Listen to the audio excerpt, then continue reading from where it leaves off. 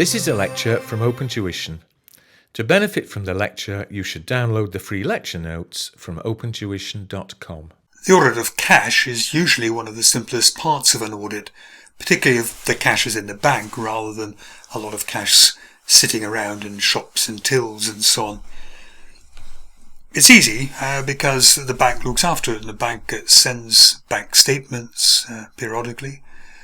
And also the auditor will write to the bank asking for the bank to send directly to the auditor what's called a bank certificate. And the bank certificate will say how much is in each of the accounts of the client. It will say how much interest has accrued if there's an overdraft. It will also give details of any security that the bank has over company assets. For example, a mortgage that's securing a loan, that will be noted in the bank certificate, and that would have to be disclosed in the notes to the financial statements. So in many ways, a lot of the information is just kind of handed to you on this bank certificate. However, of course, the balance on the bank statement or the balance of the bank certificate is not the amount which is necessarily going to be put into the financial statements, into the current assets.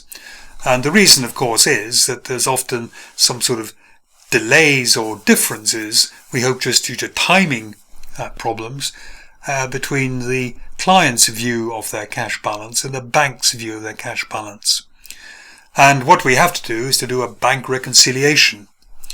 So the bank reconciliation, if you remember, takes the balance in a cash book and updates it maybe for interest that has been debited out of the account, or charges which have been put through which the client didn't know about yet, and it takes the bank statement and brings it up to date, taking out items like unpresented checks, adding in items which have maybe been paid in but not yet showing up on the bank statement.